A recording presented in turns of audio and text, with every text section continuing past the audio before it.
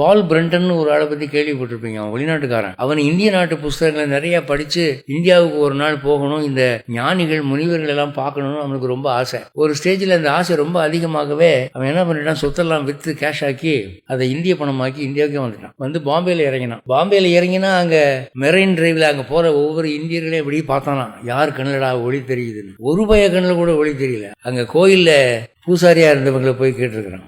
அப்போ அந்த ஆள் சொன்னால், அதெல்லாம் நீங்கள் தெற்க தாங்க பார்க்கணும், தெற்க தான் ஞானத்துக்கு இடம். அங்கேருந்து கிளம்பி வந்தார். கிளம்பி வந்து தெற்க யாரை போய் பார்க்கலான்னா, காஞ்சிபுரத்தில் ஒரு சங்கராச்சாரியர்னு ஒருத்தர் இருக்கார், அவரை போய் பாருங்க அப்படின்னு. அவரை போய் பார்த்தோம். இந்த மாதிரி ஒரு ஃபாரினர் வந்திருக்கேன்னு சொல்லுங்க, யார் கண்ணில் வெளிச்சம் இருக்கோ அவங்களுக்கு தேடி வந்திருக்கேன், அப்படி யாராவது இந்த மடத்தில் இருக்காங்களா அப்படின்னு கேட்டிருக்காங்க. இதை போய் பெரிய வீட்டை அப்படி சொல்லிட்டாங்க, யார் கண்ணில் வெளிச்சம் இருக்கோ அவரை பார்க்கணுமா அப்படின்னு. அவனை இங்கே வர சொல்லு அப்படின்னு. வந்த உடனே அவர் பார்த்து பேசிக்கிட்டு இருந்துட்டாரு.